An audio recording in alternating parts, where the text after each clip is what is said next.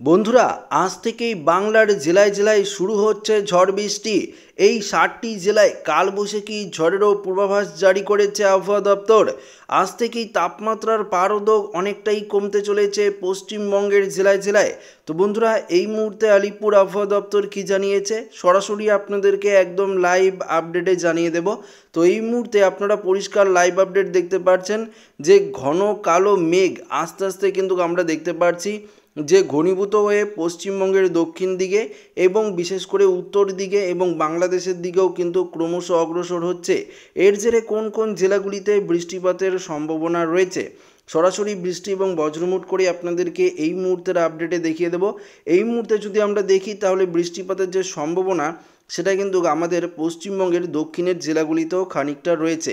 বিশেষ করে আমরা দেখতে পাচ্ছি এদিকে যদি দেখি তাহলে পশ্চিম মেদিনীপুরের দাঁতন, মোহনপুর, এগড়া, বাজকুল, ভগবানপুর, মহিষাদল, তমলুক থেকে শুরু করে শ্যামপুর, এদিকে ডায়মন্ড হারবার, হলদিয়া, পাশাপাশি সুন্দরবনের রায়দিঘি, ঝাড়খালি থেকে শুরু করে গোসাবা, দক্ষিণ 24 পরগনার এই জায়গাটাতে আমরা খানিকটা বৃষ্টিপাত লক্ষ্য করতে পারছি। অর্থাৎ বিশেষ করে উপকূলের জেলাগুলিতে কিছুটা বৃষ্টিপাতের সম্ভাবনা আলিপুর আবহাওয়া দপ্তর জানিয়েছিল, সেই অনুযায়ী আপনাদেরকে দেখাচ্ছি।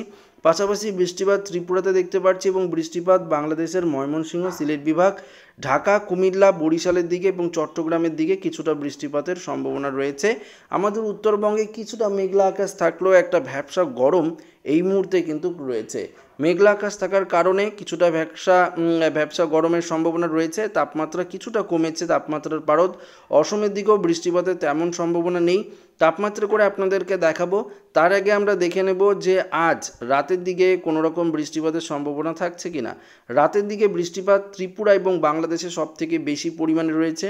ত্রিপুরার গোটা ত্রিপুরা জুড়ে, অর্থাৎ বিশেষ করে আগরতলা, আমবাসা, আমরাপুর, এদিকে উদয়পুর, ভ্যালিনিয়া, ত্রিপুরার দক্ষিণ সাইডেও আমরা বৃষ্টিপাত লক্ষ্য করতে পারছি।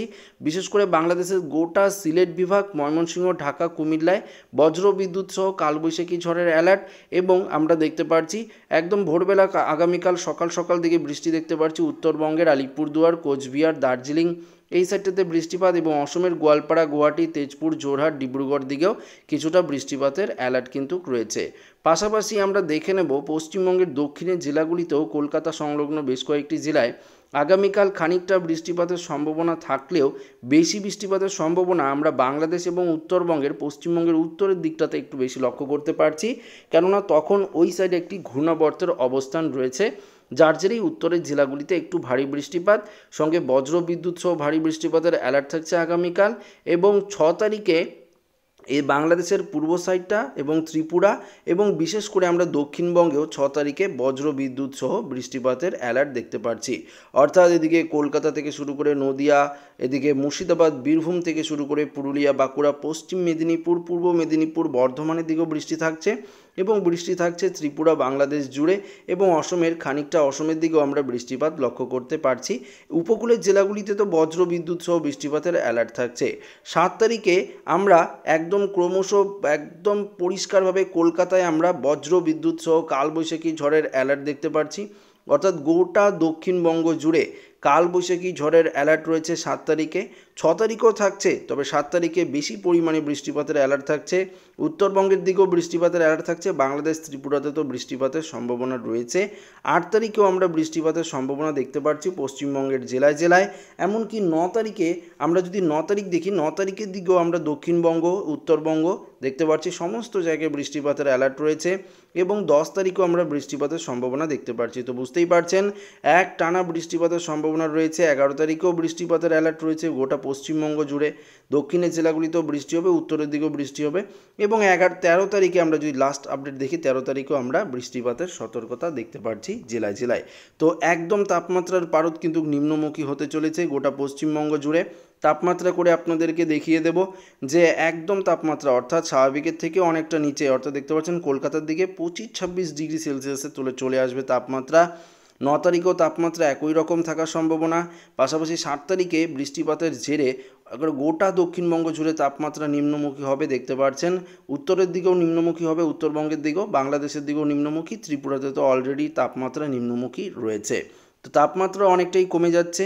গোটা পশ্চিমবঙ্গবাসী এবার তাপপ্রবাহ থেকে রেহাই মিলতে চলেছে।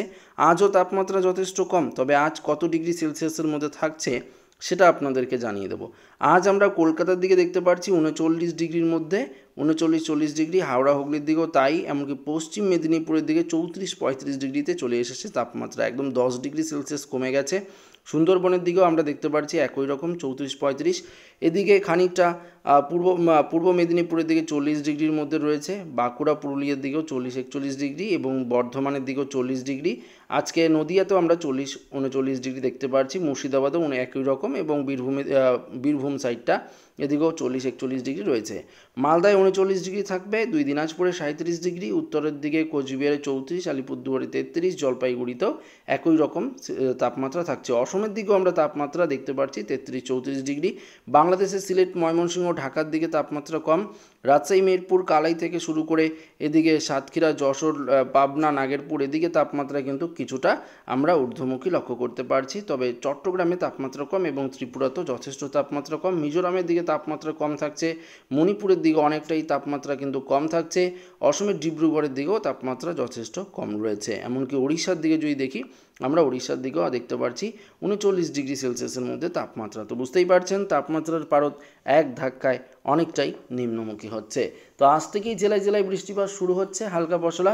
আগামীকালও হালকা পশলা দক্ষিণবঙ্গে বৃষ্টিপাত থাকবে এবং পরশু থেকে বৃষ্টিপাতের যে তীব্রতা সেটা কিন্তু আরও অনেকটা থাকবে, অর্থাৎ ভারী থেকে অতি ভারী বৃষ্টিপাত, সঙ্গে কালবৈশাখী ঝড়ের কিন্তু একটা অ্যালার্ট রয়েছে।